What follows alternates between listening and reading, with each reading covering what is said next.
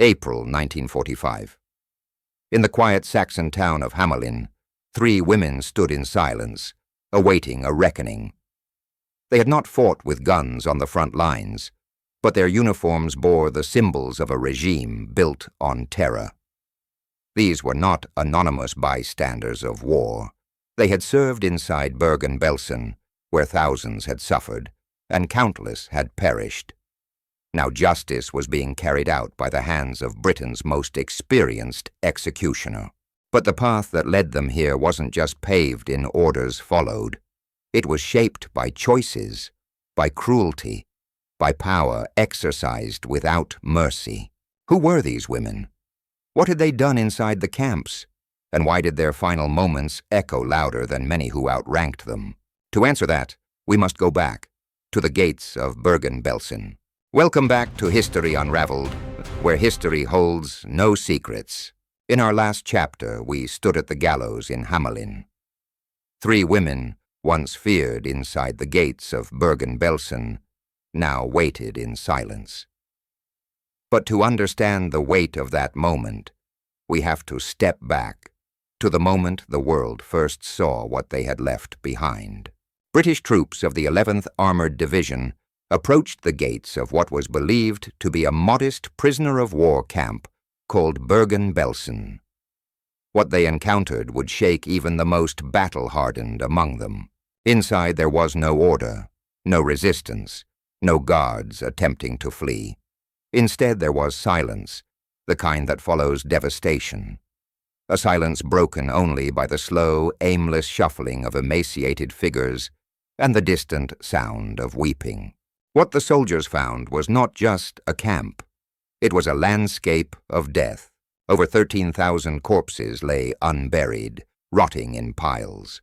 Another 60,000 people, skeletal and dazed, still breathed, but barely. Many of them wouldn't survive the week. Typhus, dysentery, starvation.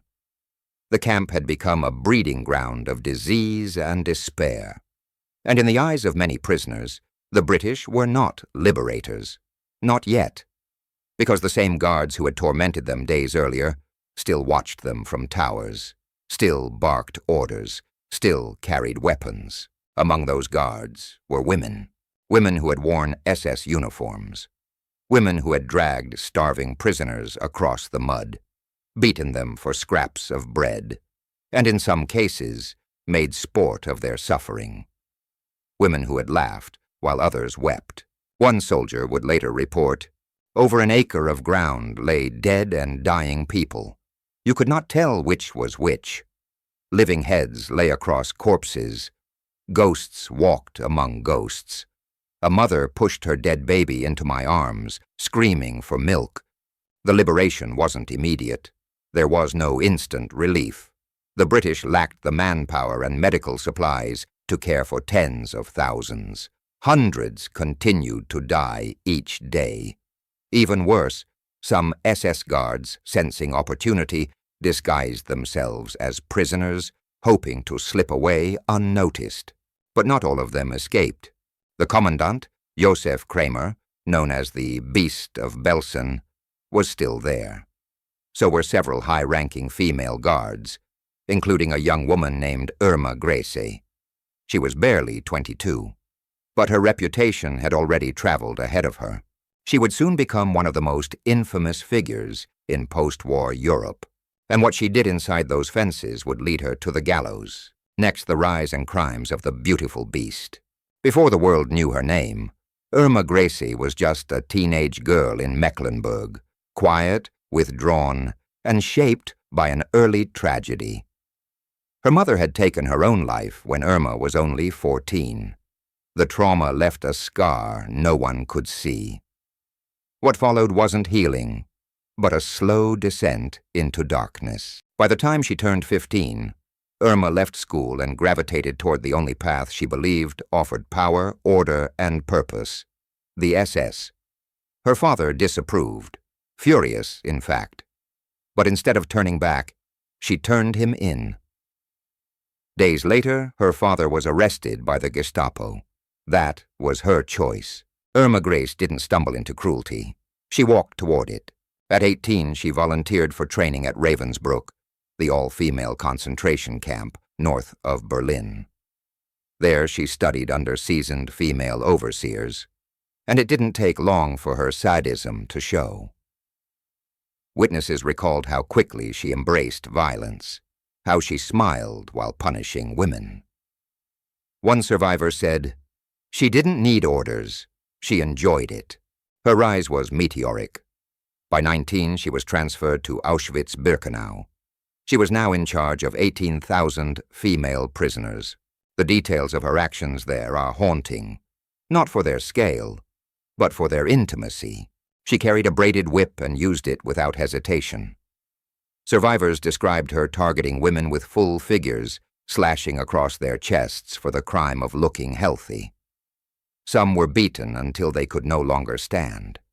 Others were mutilated. In the infirmary, inmates were forced to perform crude surgeries with no anesthesia to repair the wounds she had caused. She also kept large dogs, trained to maul. With a glance or a gesture, she could turn them loose on prisoners who stumbled during forced marches or reached for a crust of bread. The dogs didn't hesitate. Neither did she.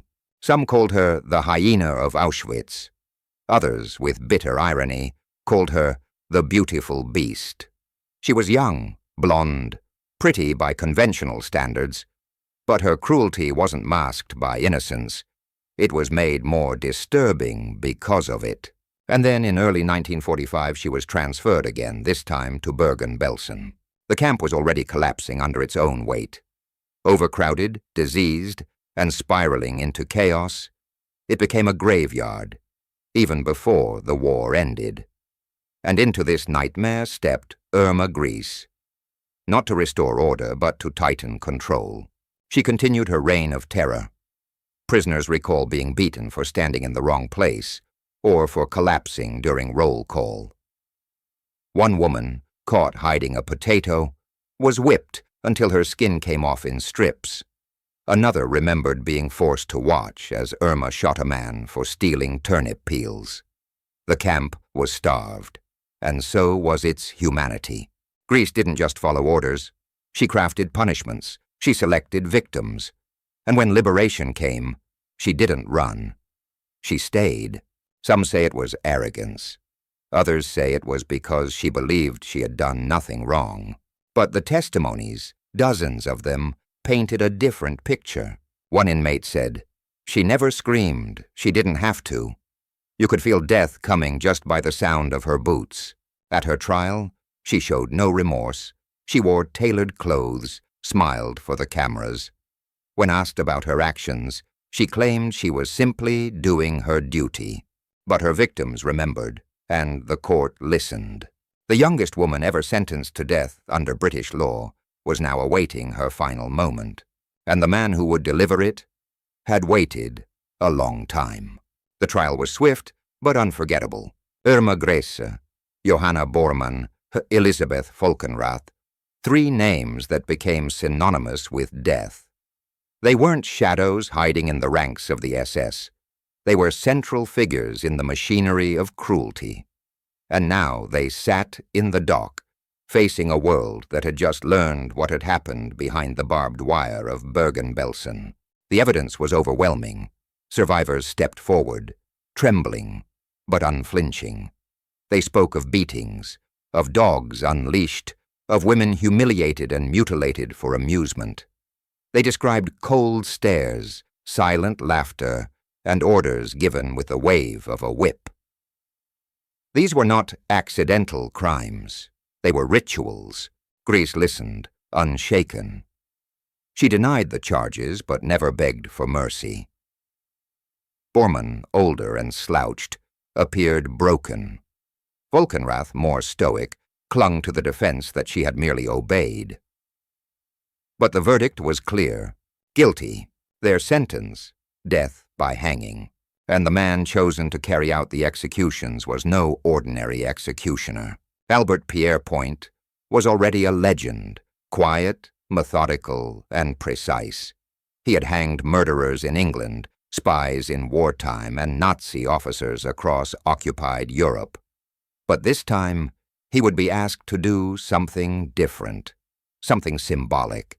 The executions were scheduled for December 13, 1945, at Hamelin Prison, a cold gray fortress in Lower Saxony. The British had modeled the gallows after Pentonville's design, a wide platform, 2 trap doors, prepared for double hangings. But the women would be executed one at a time. Pierrepoint was meticulous. He measured their height, weight, the strength of the rope, even the length of the drop. Everything had to be exact, efficient, controlled. But control doesn't always kill emotion. When Irma Grese was led from her cell, she smiled. She stepped onto the platform with her head held high. She even joked with the guards until the black hood came out. Then she resisted violently. She twisted her head, trying to keep her eyes on Pierrepoint. "Schnell," she demanded. "Quickly." But it wasn't quick. Whether by accident or intention, the noose was placed slightly off. When the lever dropped, her neck didn't snap. Witnesses said she strangled, slowly. Her body writhed. Her final moments were not silent. Next came Johanna Bormann. She was much smaller, nicknamed the Weasel. Defeated, pale, she whispered, "I have my feelings, too." Her execution was clean, instant. Elisabeth Volkenrath followed. At her trial, she had claimed that the horrors of the camp affected her, too, that she, too, suffered. The court didn't believe her. Her end came without resistance. Pierrepoint wrote years later that Grese's execution lingered with him, not for its brutality, but for the silence that followed, the silence of a chapter closing, the silence of justice delivered. In total, 13 war criminals were executed that day at Hamelin. 3 of them were women. It was the first time British law had carried out a capital sentence on women for war crimes. And for many, it was not vengeance, it was reckoning. The crimes of Bergen-Belsen had been committed in darkness. But now, the world had seen them. The survivors had spoken. The trials had been held. And in that final moment, beneath the trapdoors, within the stone walls of Hamelin, history left a mark it would not forget. But even then, questions remained. How had these women, some young, some quiet, some seemingly ordinary, become architects of such cruelty? What turns a nurse into a killer, a clerk into a sadist? They weren't monsters, not at first. That's what made it all the more chilling. Irma Grese had once been a teenage girl in rural Germany. Her mother took her own life when Irma was just 13. Her father, strict and bitter, never forgave her for what came next. At 15, she dropped out of school. At 18, she joined the SS. It wasn't forced, it wasn't hidden, she volunteered. Her training began at Ravensbrück, the largest camp for women in Nazi Germany. There, cruelty wasn't just tolerated, it was encouraged. Obedience was drilled in, empathy was stripped away, and power, even a sliver of it, changed everything. Grese quickly rose through the ranks, not because she was experienced, but because she was eager. Brutality for her was a performance. She dressed with precision, braided her hair like a schoolgirl, but at her side, always, a whip, a pistol, and a dog. Witnesses said she enjoyed watching the fear in women's eyes. Some said she laughed when prisoners collapsed. Others recalled how she would beat them across the chest, knowing infection would follow. She didn't blink, she didn't flinch, and she wasn't alone. Elisabeth Volkenrath had once worked as a hairdresser. Johanna Bormann had spent years as an asylum orderly. Before the war, they were forgettable, invisible. But the SS gave them something they'd never had before: status, purpose, authority. And they used it. Volkenrath was methodical. She ran the women's barracks with cold efficiency. She was known for conducting selections, choosing who would be sent to die. Bormann, older and bitter, was cruel in a different way. At Bergen-Belsen, she was tasked with supervising livestock. Prisoners remembered her savagely beating anyone who tried to steal pig feed. She used her dog to terrorize women, sometimes sending it after those who were sick, bleeding, or unable to walk. 5 separate survivors testified that Bormann let her dog maul inmates. One described a girl who had just begun menstruating. Bormann saw the blood and laughed before setting the animal loose. When questioned, Bormann insisted the dog was a pet, that it had never hurt anyone. But no one believed her. What united these women wasn't ideology, it was detachment. They didn't scream commands like fanatics. They didn't weep for the Reich. They followed orders, and when there were no orders, they created their own. Some said they feared punishment. Others claimed they were powerless. But the truth was more unsettling. They chose to become part of something inhuman and learned to live with it. What happens when ordinary people are given unchecked power over life and death? What happens when cruelty becomes routine? When violence becomes acceptable? Inside the walls of Bergen-Belsen, the answers played out in real time, with every lash, every order, every silent scream ignored. The camp wasn't designed to kill, not at first, but by 1945 it had become one of the deadliest places in Europe. Not because of gas chambers, but because of neglect. Overcrowding, disease, and guards, male and female, who stood by and watched as tens of thousands wasted away. And as the bodies piled up, so did the guilt. Some of the guards fled. Some tried to blend in. Some, like Grese, stayed, convinced their uniforms still meant something. But the world was watching now, and in courtrooms, in prisons, on the gallows, the reckoning came.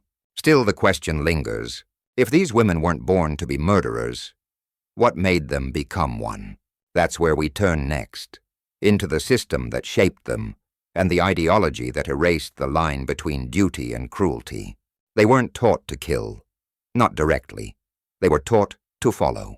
At Ravensbrück, the SS women's training camp, obedience was everything. New recruits learned to march, salute, and issue orders with clipped precision.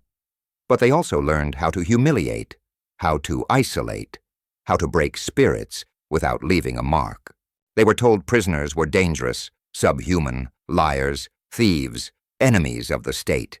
In that environment, kindness became a weakness, and cruelty a form of loyalty. Trainers like Dorothea Binz, herself a future war criminal, modeled behavior for new guards. She slapped prisoners for standing too slowly. She beat them for crying, and those under her command followed suit. Not out of fear, but out of imitation. Within weeks, girls barely out of childhood had become overseers of death.